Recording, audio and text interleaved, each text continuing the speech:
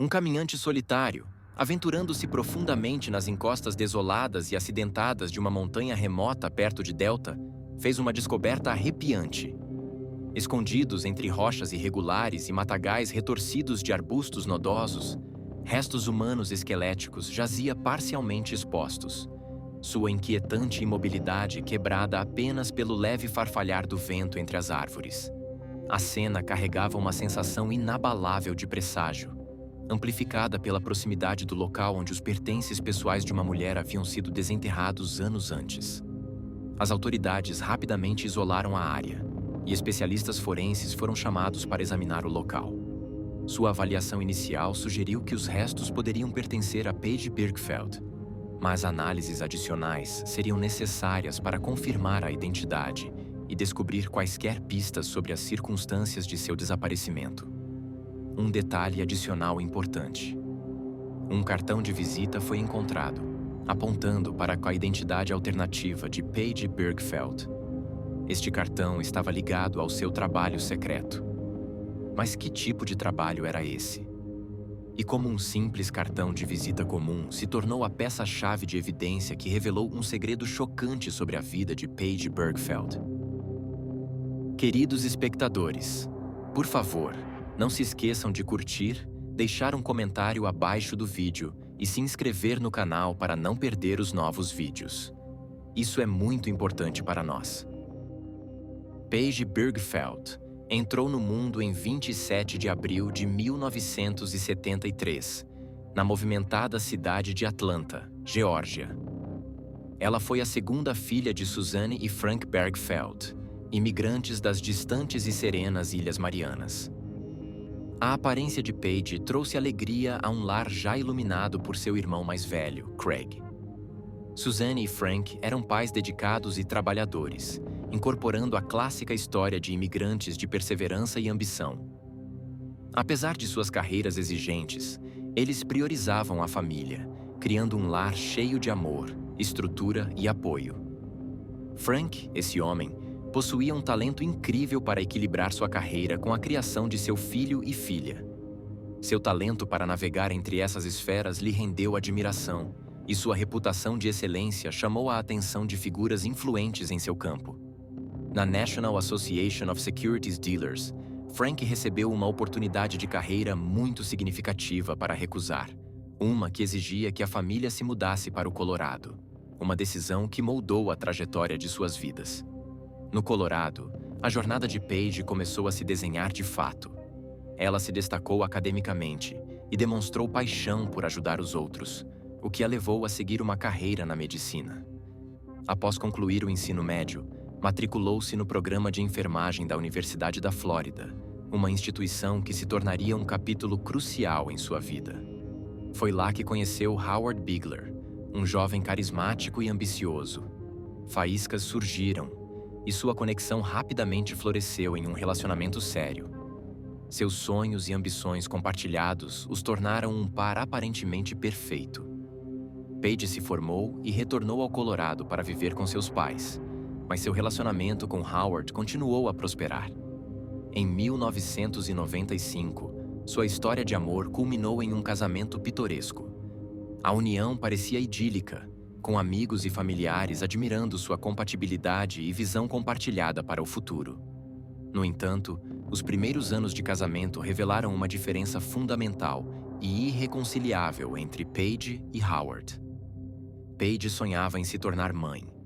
Howard, no entanto, mantinha firmemente sua crença em permanecer sem filhos, uma posição que considerava central para sua filosofia pessoal. Essa divisão levou a inúmeras discussões e debates emocionais. Em 1997, após muito sofrimento e deliberação, Paige e Howard tomaram a dolorosa decisão de se separar. Ainda assim, seu vínculo permaneceu forte. Eles valorizavam a profunda amizade que cultivaram e optaram por permanecer na vida um do outro, demonstrando uma maturidade e respeito mútuo raros entre casais divorciados. O fim de seu casamento marcou um ponto de virada para Paige. Sentindo a necessidade de se reinventar e explorar novos horizontes, ela buscou um recomeço. adotou o pseudônimo Madison e começou a trabalhar em um popular clube de strip em Denver.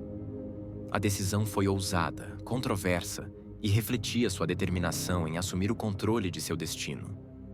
Foi nesse ambiente não convencional que Paige conheceu Rob Dixon, um homem cujo charme e carisma eram equiparados por sua considerável riqueza. Rob estava prestes a herdar um lucrativo negócio familiar, e a química entre ele e Paige era inegável. Seu romance avassalador culminou em um casamento em 1998, apenas um ano após se conhecerem. A união de Paige e Rob marcou o início do que parecia ser uma vida de conto de fadas. O casal se estabeleceu em uma opulenta mansão no Colorado, um símbolo da riqueza de Rob e do novo status de Paige. O sonho antigo de Paige de se tornar mãe finalmente se realizou quando ela e Rob receberam 3 filhos: Taft, Trigger e Jess. Esses filhos se tornaram o centro do universo de Paige, enchendo seus dias de alegria e propósito. Sua vida parecia perfeita. Ela era casada com um homem que amava profundamente, vivia com luxo e tinha uma família que lhe proporcionava felicidade imensurável. Com uma casa ampla, carros caros e a capacidade de oferecer aos filhos o melhor que a vida podia oferecer, Paige acreditava que sua felicidade era inabalável. Ela estava confiante de que essa existência harmoniosa duraria para sempre. Com o tempo, rachaduras começaram a aparecer no mundo aparentemente perfeito da família Dixon. Os empreendimentos comerciais de Rob, antes lucrativos, começaram a enfrentar sérios desafios. A instabilidade financeira se infiltrou em suas vidas e a pressão aumentou com uma velocidade alarmante. O estilo de vida extravagante ao qual estavam acostumados tornou-se insustentável. Os problemas financeiros de Rob culminaram em uma devastadora falência. Essa mudança dramática da abundância para essa escassez testou a resiliência do casal e sua capacidade de enfrentar adversidades juntos. Em 2004, a situação atingiu um ponto crítico. As discussões tornaram-se diárias, e a atmosfera na residência dos Dixon tornou-se cada vez mais tóxica. Durante uma confrontação particularmente acalorada, Paige, sentindo-se presa e aterrorizada, ligou para os serviços de emergência. Com voz trêmula, relatou que Rob havia ameaçado não apenas sua vida, mas também a vida de seus filhos. O peso de suas palavras transmitia a gravidade da situação e provocou uma resposta imediata das autoridades. Vários policiais correram para a residência dos Dixon, preparados para intervir e garantir a segurança de Paige e de seus filhos. Mas, ao chegarem à casa dos Dixon, encontraram Paige e Rob lado a lado na porta. Paige assegurou aos oficiais que a situação havia sido resolvida e que sua assistência não era mais necessária. Mas um ano se passou, e Paige se viu ligando para a polícia mais uma vez. Desta vez, a situação era ainda mais alarmante. Ela relatou que Rob havia agredido fisicamente ela, e as circunstâncias deste incidente eram muito mais perturbadoras do que as do ano anterior. Segundo o depoimento de Paige, seu marido a golpeou durante uma discussão, um momento ainda mais angustiante porque ela segurava seu filho mais novo nos braços. O ato não foi apenas uma agressão contra ela, mas uma ameaça direta à segurança de seu filho. Rob foi imediatamente convocado à delegacia, onde foi acusado de agressão de 3º grau. A seriedade das acusações destacou a crescente volatilidade de seu relacionamento. Durante o processo criminal, Rob acabou se declarando culpado de uma das acusações: assédio. Apesar de sua confissão, o caso foi encerrado, permitindo que ele evitasse a prisão. Uma resolução que deixou Paige desiludida, mas determinada a seguir em frente. No entanto, a pressão desses eventos havia danificado irreparavelmente seu já frágil casamento. A atmosfera em seu lar tornou-se cada vez mais hostil, com Paige e Rob entrando em conflito até sobre os menores assuntos. Suas discussões escalaram a ponto de se tornar claro que seu relacionamento estava além de qualquer reparo. Reconhecendo a toxicidade da situação, eles tomaram a difícil decisão de se divorciar. Para Paige, isso marcou o início de um novo capítulo repleto de incerteza e determinação. Ela compreendeu que agora teria a responsabilidade exclusiva de sustentar seus filhos. Determinada a criar uma vida estável para sua família, Paige mergulhou em diversas iniciativas empresariais. Lançou uma pequena empresa de fabricação de carregadores de bebê, um produto inspirado em suas próprias experiências como mãe. Simultaneamente, dava aulas de dança para crianças pequenas, usando sua paixão pelo movimento para inspirar e educar os pequenos. Além dessas atividades, Paige trabalhou como representante de vendas para uma empresa de utensílios de cozinha, desempenhando múltiplos papéis para garantir a segurança financeira de sua família. Apesar de sua agenda ocupada, Paige permaneceu uma mãe dedicada. Participava ativamente da vida de seus filhos, frequentando reuniões da Associação de Pais e Mestres, organizando encontros para brincar e promovendo um ambiente acolhedor em casa. Seu compromisso inabalável com os filhos tornou-se a pedra angular de sua nova vida.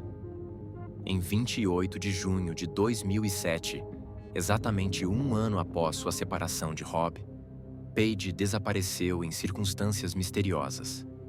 Naquela manhã, ela deixou seus filhos aos cuidados de sua amiga próxima, Carol Lindholm, que também trabalhava meio período como babá.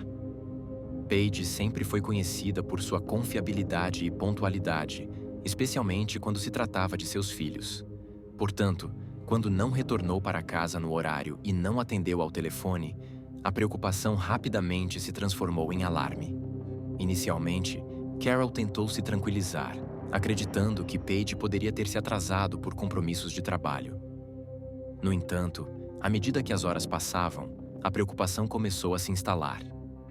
A filha de Paige, Jess, desesperada para ver sua mãe, deixou várias mensagens de voz implorando para que ela voltasse para casa. A sexta-feira se confundiu com o sábado sem nenhum sinal de Paige. As horas se arrastavam e o sentimento de apreensão se aprofundava.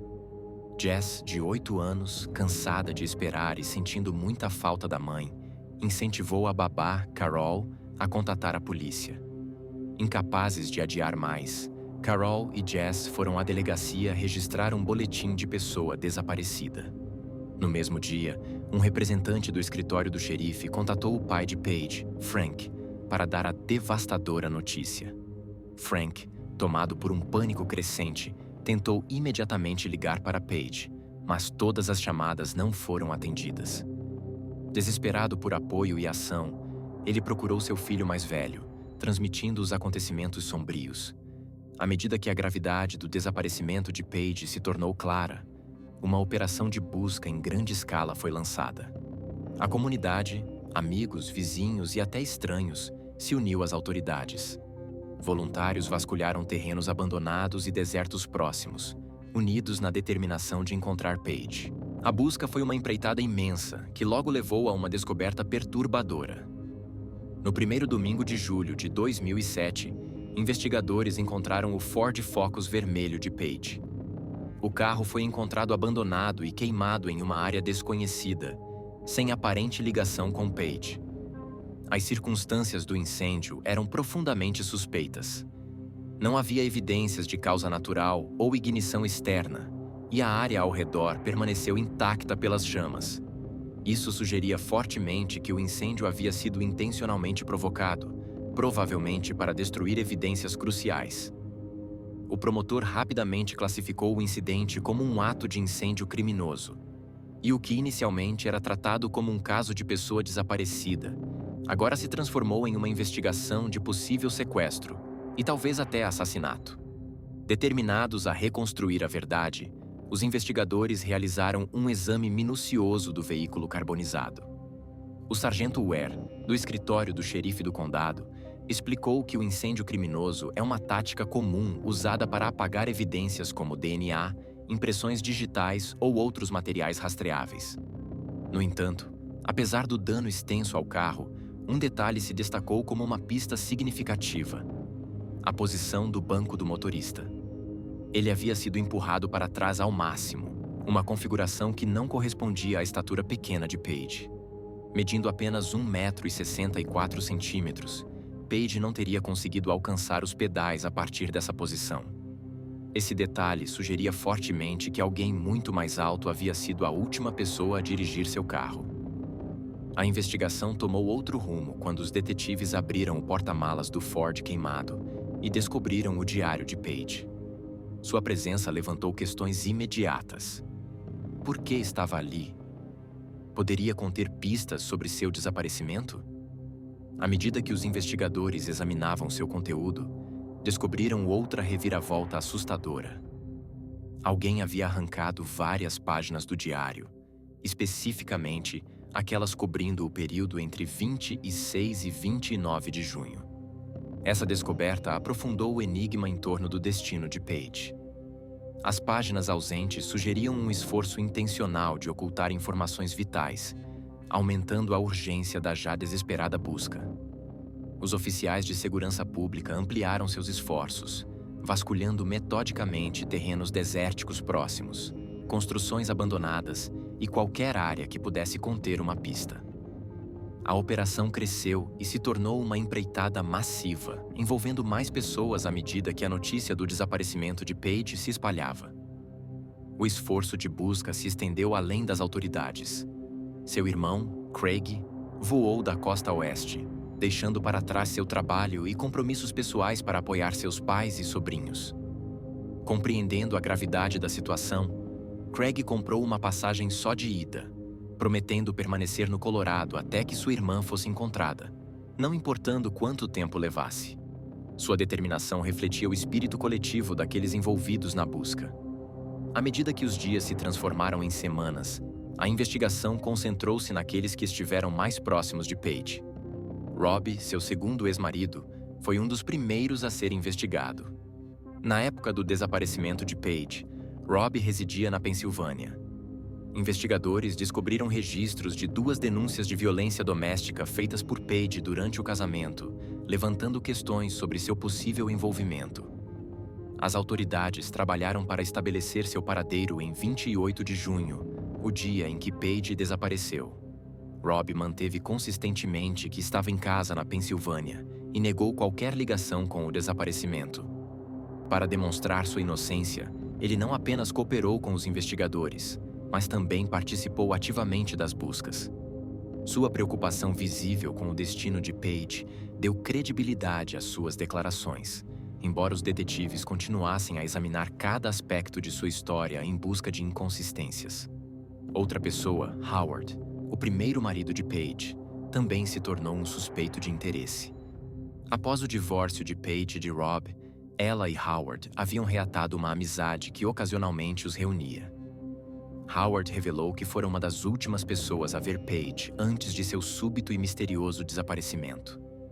Em 28 de junho, os dois se encontraram no condado de Eagle, Colorado, um ponto intermediário conveniente para ambos devido a seus negócios.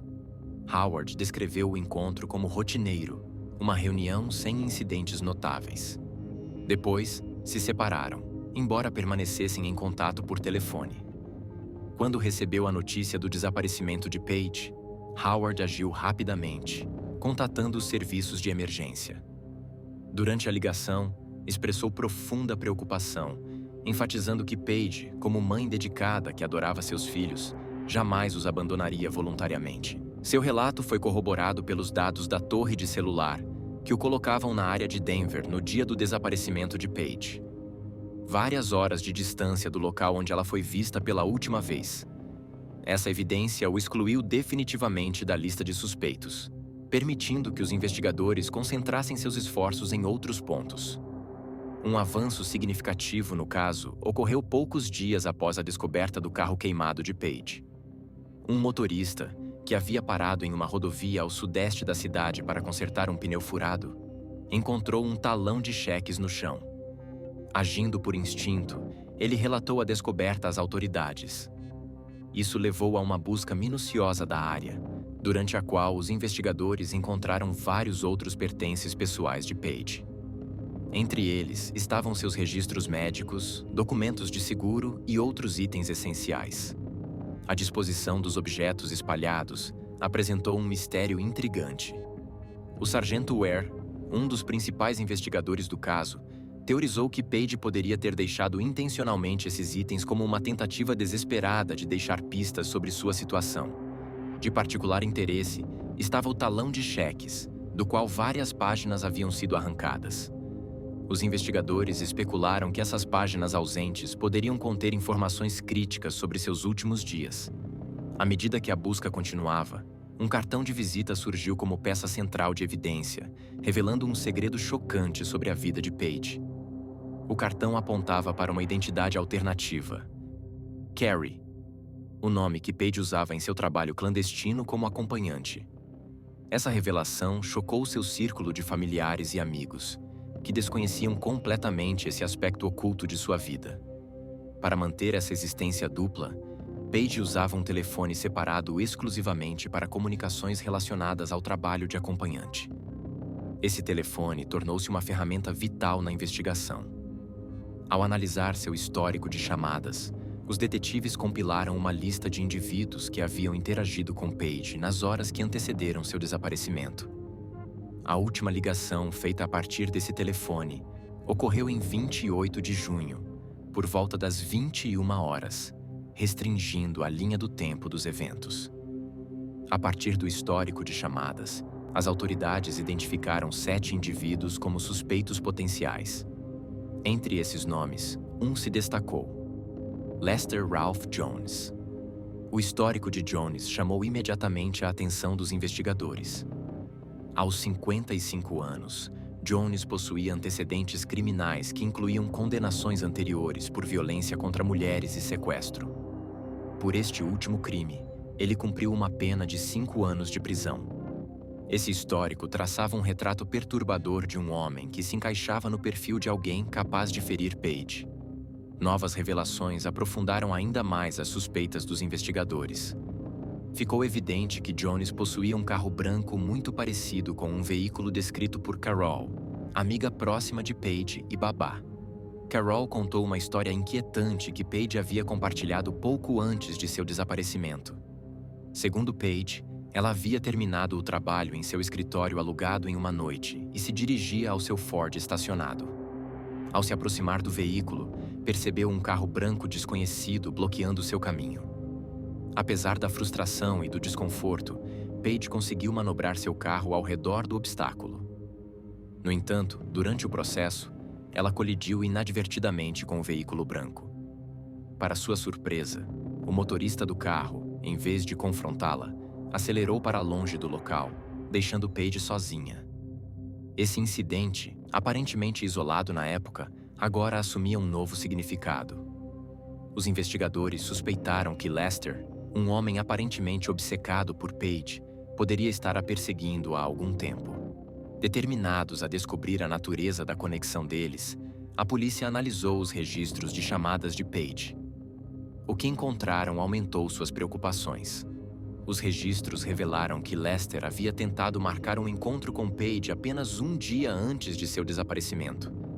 No entanto, Paige, já conhecendo Lester, sentiu-se desconfortável em encontrá-lo.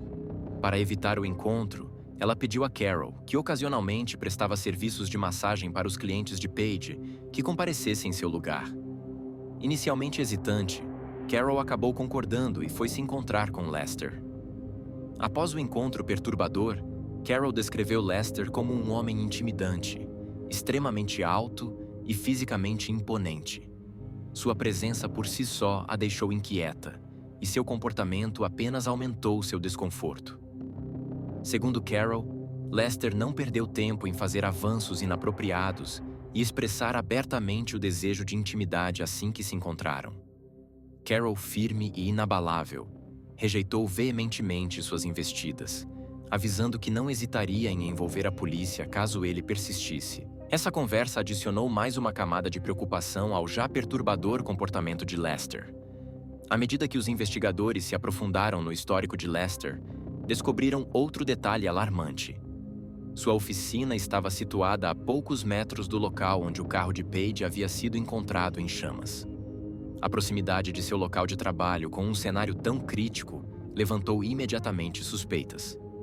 Quando convocado para interrogatório, no entanto, Lester apresentou-se calmo e cooperativo. Respondeu a todas as perguntas dos detetives, negou qualquer ligação com o desaparecimento de Paige e até forneceu voluntariamente suas impressões digitais e amostras de DNA para análise. Sua postura polida e aparência aparentemente comum inicialmente levaram alguns a questionar se ele poderia realmente estar envolvido em um crime tão hediondo. No entanto, havia um detalhe crítico que os investigadores não podiam ignorar. A altura imponente de Lester, medindo 1,98 m, correspondia perfeitamente à posição do banco do motorista no Ford de Page. Essa observação sugeria que alguém da estatura de Lester provavelmente foi a última pessoa a dirigir o veículo. Munidos dessa informação, os detetives obtiveram um mandado para revistar a residência de Lester. O que encontraram em sua casa aprofundou ainda mais suas suspeitas. A busca revelou uma série perturbadora de itens, incluindo um telefone descartável, várias perucas masculinas, uma garrafa de Viagra, um pedaço de papel com as palavras massagem e o número do serviço de acompanhantes de Page rabiscados e uma variedade de roupas íntimas femininas e sutiãs em diferentes tamanhos. De todos os itens, o telefone descartável atraiu mais atenção. Os investigadores o vincularam a uma série de chamadas feitas para Page no dia de seu desaparecimento, todas originadas de um número não registrado. Quando confrontado, Lester negou categoricamente possuir um telefone descartável. No entanto, a embalagem de um deles foi encontrada entre seus pertences. Ao rastrear a compra, os detetives descobriram que havia sido adquirido em um supermercado na North Avenue. As imagens de vigilância da loja forneceram a confirmação necessária. Lester foi claramente visto comprando o telefone. Mesmo ao ser mostrado o vídeo das câmeras, Lester teimosamente negou que o homem no vídeo fosse ele. Uma alegação que os investigadores consideraram ao mesmo tempo perplexa e reveladora. A investigação tomou um rumo ainda mais dramático quando uma unidade canina da polícia foi acionada para auxiliar. Os sentidos apurados do cão confirmaram que o corpo de Page esteve dentro do carro queimado em algum momento. De forma arrepiante, o cão também detectou o cheiro de Lester dentro do veículo, estabelecendo um vínculo direto entre ele e a cena do crime. Apesar dessas descobertas incriminatórias, as evidências contra Lester permaneceram em grande parte circunstanciais. Os investigadores sabiam que precisavam de provas irrefutáveis para vinculá-lo definitivamente ao desaparecimento de Page. A ausência de um corpo e as complexidades da vida oculta de Page apresentavam desafios significativos. O sargento Ware explicou que, apesar da suspeita esmagadora em torno de Lester, o escritório do promotor decidiu, em última análise, não apresentar acusações. Sem os restos de Page e sem provas conclusivas, construir um caso forte o suficiente para resistir em tribunal foi considerado impossível. A investigação estagnou, deixando a família e amigos de Page em limbo. Por 5 anos agonizantes, viveram com perguntas sem resposta, agarrando-se a uma esperança que diminuía e lidando com o luto. Em 2012, uma descoberta quebrou o silêncio em torno do caso de Page. Um caminhante, explorando uma encosta remota de montanha perto de Delta, encontrou restos humanos parcialmente ocultos entre rochas e arbustos densos. O local estava assustadoramente próximo da área onde os pertences pessoais de Page haviam sido descobertos anos antes. Especialistas forenses foram chamados ao local, e sua avaliação inicial sugeriu que os restos provavelmente pertenciam a Page. A análise de DNA e um exame dentário confirmaram rapidamente suas suspeitas. Os restos eram de fato da mãe desaparecida. As evidências no local pintaram um retrato angustiante dos últimos momentos de Page. Os investigadores hipotetizaram que ela havia sido levada para a colina desolada, amarrada com fita adesiva sobre a boca para silenciar seus gritos de socorro. Embora a condição dos restos tornasse impossível determinar a causa exata da morte, os especialistas concluíram que Page havia sido brutalmente espancada. Vários ossos, incluindo os faciais, estavam quebrados, apontando para um ataque violento como provável causa de sua morte. Além disso, parecia que seu corpo havia sido inicialmente enterrado, apenas para ressurgir com o tempo devido à erosão do solo e aos efeitos naturais do clima. O funeral de Page foi realizado em 28 de abril de 2012, proporcionando aos seus entes queridos uma sensação de fechamento após anos de angústia. No entanto, a busca por justiça estava longe de terminar. Mais de 2 anos após a descoberta de seus restos, em novembro de 2014, Lester foi preso e formalmente acusado de sequestro, homicídio intencional de primeiro grau e assassinato de segundo grau. Para a família de Paige, a prisão foi um passo há muito esperado, mas a batalha legal que se seguiu seria outra difícil provação. O julgamento não começou até julho de 2016, quase 4 anos após a descoberta dos restos de Paige. Com duração de 22 dias, o processo desenhou um retrato arrepiante do homem acusado de tirar sua vida. A promotoria argumentou que Lester, conhecido por seu histórico de agressão contra mulheres, havia ficado enfurecido após Paige se recusar a marcar um segundo encontro após seu encontro inicial. O caso deles baseou-se fortemente no testemunho da ex-esposa de Lester, Lisa, cujas experiências angustiantes revelaram as tendências violentas do réu.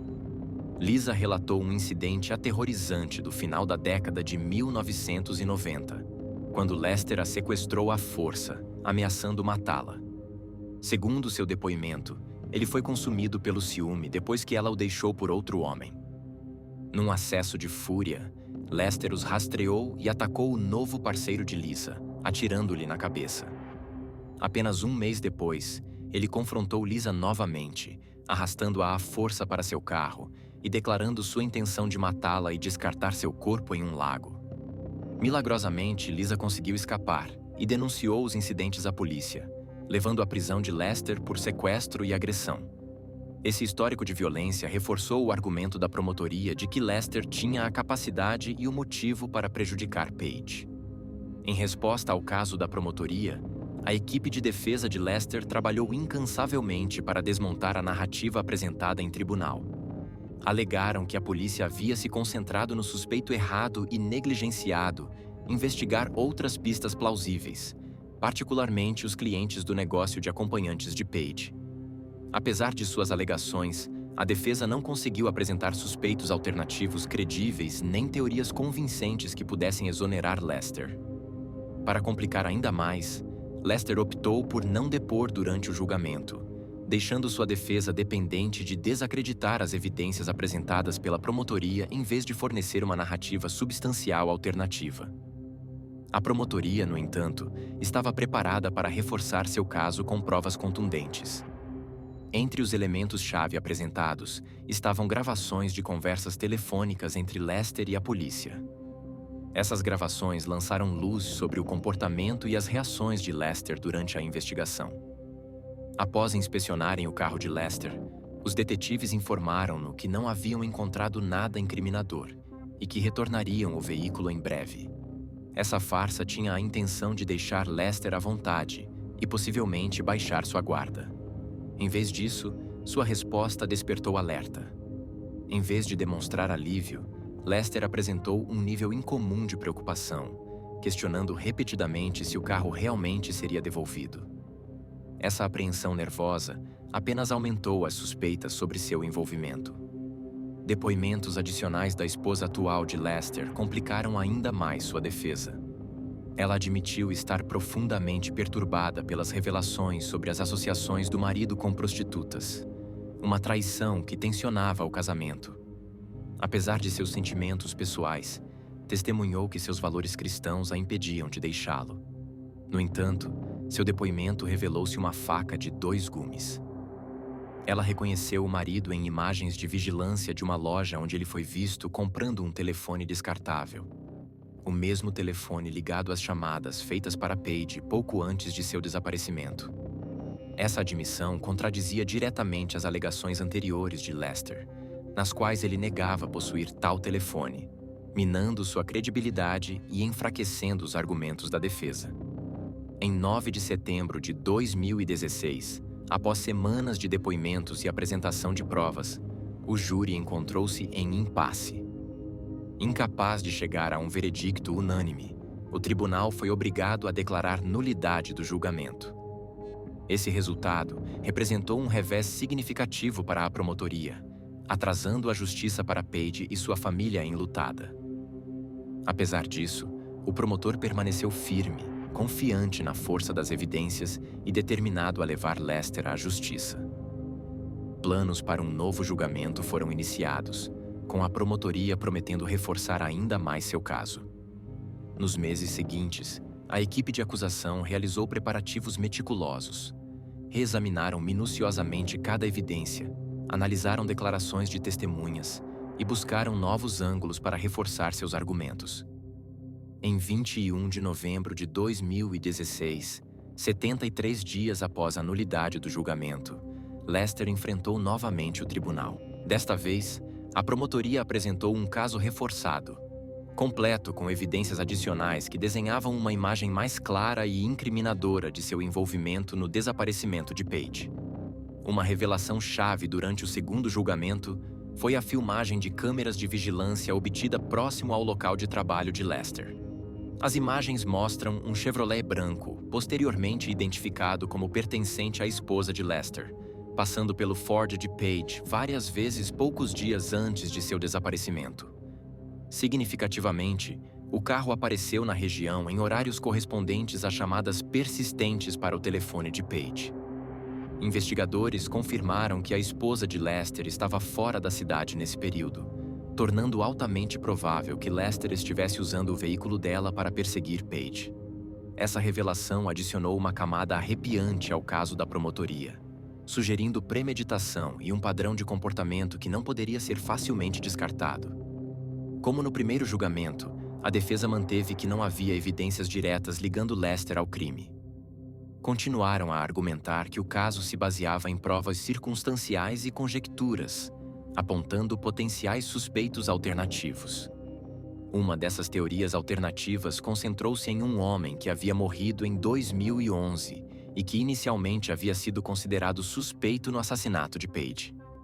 A defesa destacou o histórico de violência desse indivíduo e suas conexões com o negócio clandestino de Paige, como evidência de que ele poderia ter sido o responsável.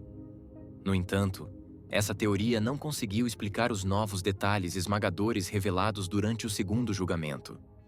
Uma das inconsistências mais incriminadoras no relato de Lester emergiu durante o depoimento sobre seu álibi na noite do desaparecimento de Paige. Segundo declarações, Lester havia saído de casa por aproximadamente 1 hora naquela noite. Quando questionado pela esposa sobre seu paradeiro, afirmou que precisava voltar à oficina para desligar uma luz que havia esquecido. Essa explicação levantou suspeitas, especialmente dado o horário e a proximidade de sua oficina com a área onde o carro e os pertences de Paige foram encontrados. Durante o processo, os juízes no segundo julgamento esclareceram um ponto legal importante. O sequestro e o assassinato intencional sob circunstâncias agravantes deveriam ser tratados como um único crime unificado. Essa determinação destacou a natureza premeditada dos atos cometidos contra Paige. No entanto, essa clarificação não alterou a trajetória do julgamento nem o desfecho eventual. Apesar dos anos de incerteza e das exaustivas batalhas legais, os entes queridos de Paige alcançaram a justiça que tanto aguardavam. As partes apresentaram seus argumentos finais em 2 de dezembro de 2016, e em 27 de dezembro, pouco antes do final do ano, o júri finalmente alcançou um veredicto. Lester foi considerado culpado de todas as acusações relacionadas à morte de Paige. Embora nunca tenha admitido sua culpa e não tenha revelado os motivos do crime, o juiz condenou o homem à prisão perpétua sem possibilidade de liberdade condicional. Lester entrou com recurso, mas em junho de 2022,